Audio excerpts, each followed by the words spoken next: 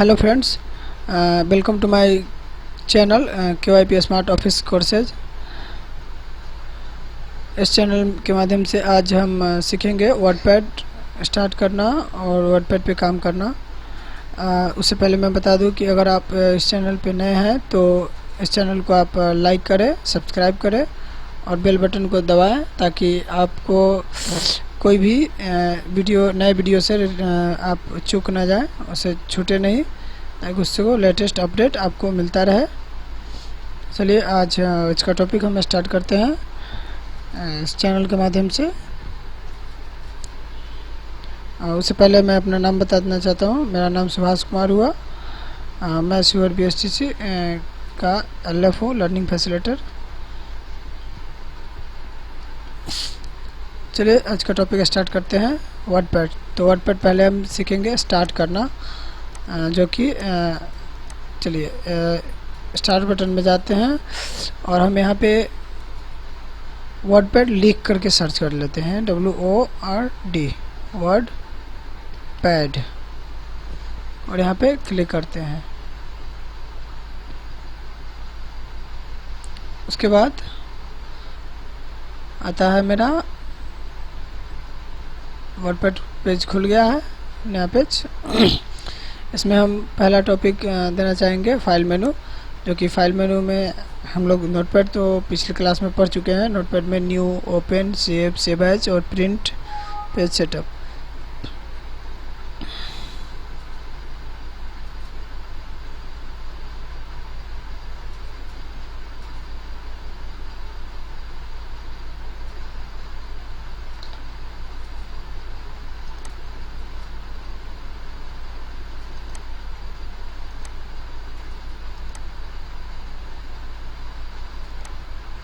तो हम कहाँ थे? फाइल मेनू में। तो इसके बारे में तो हम पिछले क्लास में नोटपैड में देख चुके हैं। चलिए हम यहाँ से स्टार्ट करते हैं होम मेनू से। होम मेनू में कट, कॉपी, पेस्ट है, जिसका उपयोग हम लोग किसी भी आइटम को जैसे कि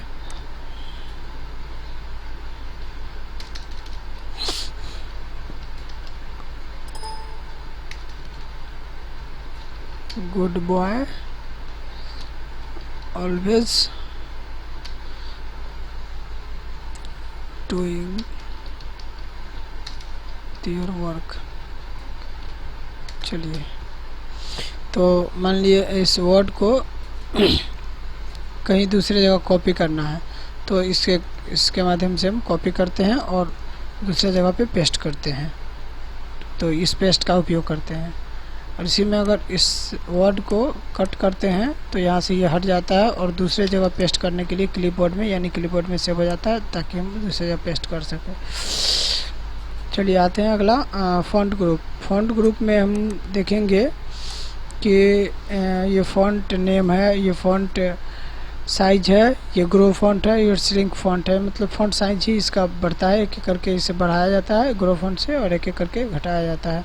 ऐसे हम देख लेते हैं प्रैक्टिकल में। थोड़ा एक एक करके छोटा हुआ और स्टेप बाय स्टेप बढ़ रहा है।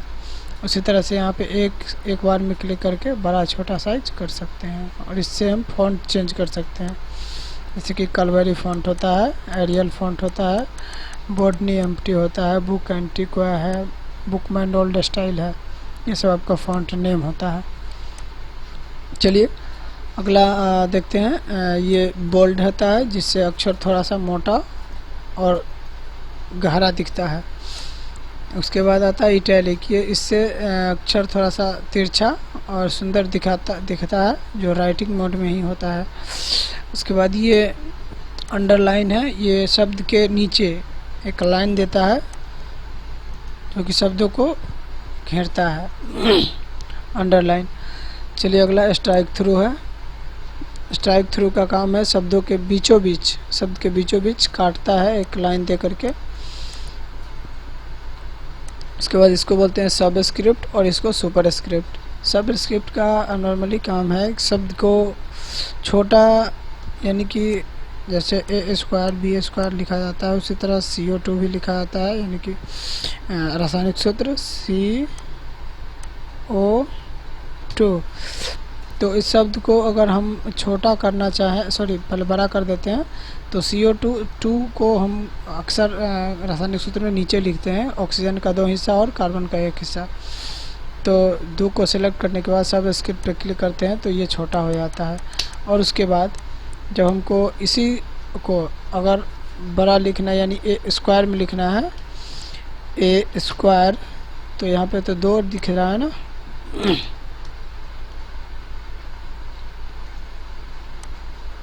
ए स्क्वायर यानी A2, तो 2 को सेलेक्ट करके सुपर स्क्रिप्ट पर क्लिक करेंगे तो ये ए स्क्वायर हो जाएगा। उसके बाद आता है text colour, sorry text highlighter, मतलब शब्द को हाईलाइट करने वाले, जैसे गुड है शब्द। इसको सेलेक्ट करने के बाद इसके पीछे का यानी बैकग्राउंड का कलर इससे होता है हाईलाइट, यानी उस हाईलाइट में हम कोई भी कलर डाल सकते हैं, वो कलर ग्रीन हो, येलो हो, या ब्लू हो, या नीला हो, कुछ भी हो उसको हम लगा सकते हैं। जैसे यहाँ पे देख लीजिए, इसमें इस शब्द में हम दूसरा कलर लगा सकते हैं, कोई प्रतिबंध नहीं है, हम कुछ भी कर सकते हैं यहाँ पे कलर। अगला है शब्द टेक्स्ट कलर, यानी कि शब्द का कलर, यानी कि जैसे ये डूइंग लिखा हुआ है तो डी का कलर चेंज कर सकते हैं, ये पूरे शब्द का भी चेंज कर सकते हैं, या पूरे लाइन का भी चेंज कर सकते हैं। जैसे डूइंग देख चुक गया, इसमें येलो करते हैं तो येलो हो जाता है, और पर्पल करते हैं तो पर्पल हो जाता है। तो इसी तरह से हम किसी भी वर्ड का या किसी भी शब्द का या किसी टेक्स्ट, किसी कैरेक्टर का रंग बदल सकते हैं। उसके बाद आता है पैराग्राफ ग्रुप। पैराग्राफ ग्रुप में खास करके ये होता है, आपको अलाइनमेंट से संबंधित ज़्यादातर इसमें आते हैं। जैसे कि हम कुछ लिखें, यहाँ पे 2-3 लाइन लिख लेते हैं।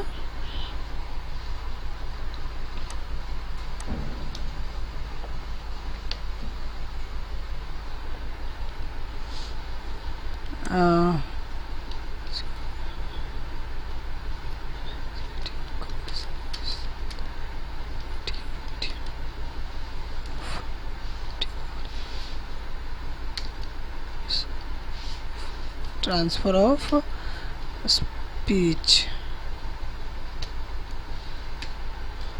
To any other. चलिए, तो ये एक पैराग्राफ के तौर पे हम लिख लिए। इसको अगर सिलेक्ट करके हम इसका अलाइनमेंट चेंज करते हैं, यानी कि जैसे कि होता है ना राइट अलाइनमेंट, यानी कि चौथाई बाएं तरफ से छोड़ करके दाएं तरफ से छोड़ करके, यानी कि तो अभी हमारा शब्द बाएं तरफ से लिखा रहा है, यानी कि इसको हम राइट अलाइनमेंट बोलते हैं, यानी कि सॉरी बाएं तरफ से है, ये लेफ़्ट अलाइनमेंट हो जाएगा। और अगर उसी को राइट अलाइनमेंट कर देते हो तो दाहिने तरफ से शो करता है, तो इसको हम राइट अलाइनमेंट बोलते हैं, जिसको शॉर्टकट की Ctrl+R से यूज कर सकते हैं राइट अलाइनमेंट, Ctrl+L से लेफ़्ट अलाइनमेंट, और Ctrl+E से सेंटर अलाइनमेंट।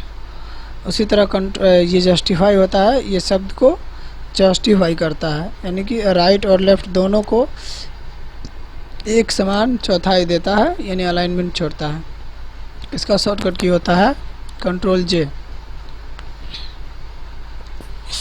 ठीक उसी तरह ऊपर इंडेंट आता है। ये इंडेंट यानी कि पैराग्राफ को बढ़ाता है, पैराग्राफ स्पेस को बढ़ाता है और घटाता है। तो जब तक हम पैराग्राफ स्पेस को बढ़ाएंगे नहीं तब तक घटेगा नहीं।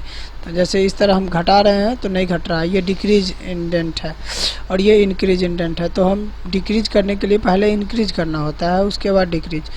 तो पहले हम इंक्रीज कर लेते हैं। देखिए एक तरह से ये वाला पैराग्राफ ये बढ़ रहा है, देखिएगा गौर से, ये अब घटने लगा, डिक्रीज कर रहे हैं। एक बार और दिखा देते हैं, इंक्रीज कर रहा है, अब डिक्रीज कर रहा है। ये 0.5 इंच करके डिक्रीज और इंक्रीज हो रहा है। उसी तरह अगला पॉइंट आता है, ये आपको स्टार्टर लिस्ट, यानी कि जैसे कि हम लोग कोई पॉइंट देते हैं ना, स्टार लगा करके या ABCD लगा करके, या न्यूमेरिकल 1 2 3, या बुलेटेड लिस्ट, या रोमन अक्षर। उसी तरह से किसी शब्द में, जैसे हम शब्द को सिलेक्ट किए हैं तो इसको अल्फा न्यूमेरिकल लगाते हैं। चलिए हो गया। अब जब भी एंटर दबाएंगे तो अगला सीरियल नंबर चला जाता है। इसे कुछ लिख करके हमको देना पड़ता है, कुछ लिख दिए उसके बाद। तो अगर इसी में हम सेलेक्ट कर दें ABCD, तो ABCD के जैसे हो जाएगा ये, इसी तरह से देख रहे हैं बढ़ता जा रहा है ऑटोमेटिक। हमको सिर्फ टाइप करने का कोई ज़रूरत नहीं है, सिर्फ एंटर दबाने की ज़रूरत है। इसी में रोमन डाल देंगे तो रोमन भी आ जाएगा। रोमन हम सेलेक्ट करते हैं, चलिए लिखें, देखिए है ना। चलिए अगला है ये लाइन स्पेसिंग। लाइन स्पेसिंग यानी कि इसका काम है शब्द के बीचों बीच, यानी शब्द के बीचों बीच हो या लाइन के बीचों बीच हो, ये आपके स्पेस को घटाता और बढ़ाता है। आप ज़रूरत के अनुसार हटा भी सकते हैं, नो स्पेस भी कर सकते हैं। तो इस पर हम जब भी क्लिक करते हैं तो वो एक लिमिट देता है इसमें कि 1 मतलब एक कैरेक्टर ही बीच में डिफ़ॉल्ट होता है। उसके बाद 1.15 है, 1.5 है और 2 है। अगर उससे ज़्यादा करना है तो add 10 pt space after paragraph इसमें लिख रहा है, वहाँ से जा कर के हम कस्टम कर सकते हैं। तो हम 1.15 है, हम 2 करके देखते हैं, थोड़ा सा स्पेस बढ़ेगा, देखिए बढ़ा है। इसको थोड़ा सा हम घटाते हैं, चलिए अब हट गया। इसी तरह हम 1.15 करते हैं, चलिए। तो ये तो हो गया मेरा पैराग्राफ। ये पैराग्राफ टैब है जो कि पैराग्राफ को शो करने के लिए होता है, यहाँ पे दिखाने के लिए कितना पैराग्राफ किस में किधर से लिखे हैं। और ये तो इसका हमको ज़्यादा खास ज़रूरत नहीं होता है। अगला आता है पिक्चर टैब, यानी इंसर्ट ग्रुप में पिक्चर। तो पिक्चर पे क्लिक करते हैं तो यहाँ से हम पिक्चर के टैब के माध्यम से पिक्चर को इस डॉक्यूमेंट में इंसर्ट कर सकते हैं। कोई भी पिक्चर आपके जो सिस्टम में पड़ा होगा उस पर क्लिक करके इंसर्ट कर सकते हैं। इस पिक्चर का साइज भी हम घटा बढ़ा कर सकते हैं। यहाँ पे राइट एरो पर जाते हैं और कॉर्नर पे जा कर के इसको हम खिसका सकते हैं स्लाइडिंग के माध्यम से। जितना सेट करना होगा हमको सेट कर देंगे इसको। चलिए अगला आता है पेंट ड्राइंग बॉक्स।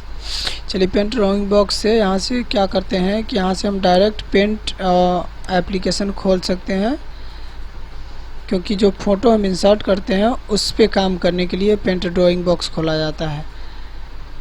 या उसको मतलब उस पेंट माध्यम से या तो फ़ोटो को क्रॉप कर सके, इंसर्ट कर सके, उसका चेंज कर सके, साइज वाइज रोटेशन चेंज कर सके। इसीलिए यहाँ पे पेंट ड्राइंग बॉक्स देता है, क्योंकि ये सिंपल वर्ड प्रोग्राम है, सिंपल टेक्स्ट एडिटिंग प्रोग्राम है तो वर्ड से छोटा ही।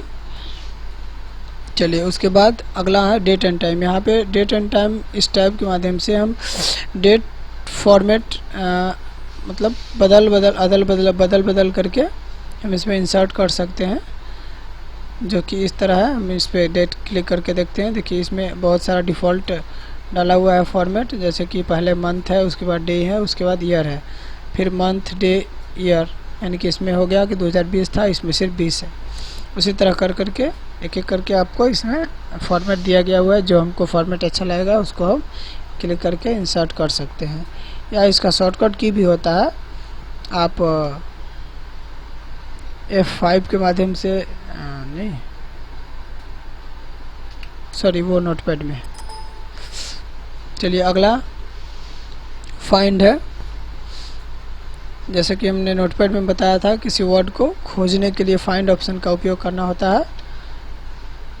जैसे हम यहाँ पे हम सर्च करते हैं मीडियन स्पीच को सर्च करते हैं तो फाइंड पे क्लिक करेंगे, या कंट्रोल F को भी प्रेस कर सकते हैं। तो फाइंड में स्पीच टाइप करना है, SPEECH स्पीच। चलिए मैच होल वर्ड कर देते हैं ताकि कहीं भी होगा इस पेज में खोज लेगा। फाइंड नेक्स्ट करेंगे, स्पीच पे आके क्लिक कर दिया। और दूसरी में दूसरा कोई वर्ड करना है तो वो भी हम कर सकते हैं, एनी करते हैं। चलिए वो भी हो गया।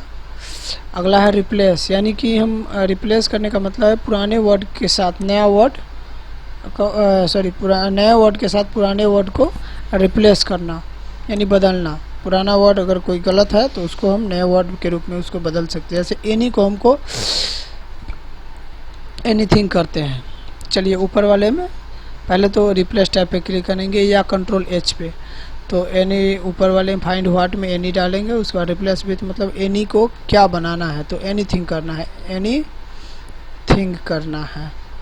एनीथिंग करके मैच वर्ड ये सिलेक्टेड है। रिप्लेस ऑल पे करते हैं कि इसलिए करते हैं क्योंकि एनी जहाँ जहाँ लिखा होगा वहाँ पे एनीथिंग हो जाएगा, इसीलिए ओके करते हैं। और देखिए एनी की जगह पे एनीथिंग हो गया, हमको कहीं पे खोजना ना पड़ा, डायरेक्ट क्लिक किए और एक बार में। और ये सेलेक्ट ऑल टैब होता है, इसका काम होता है सभी शब्द को एक बार में सिलेक्ट करना,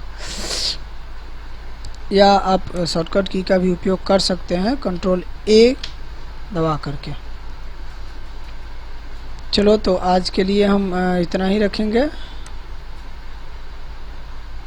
व्यू टैब कल के लिए पॉइंट रखते हैं।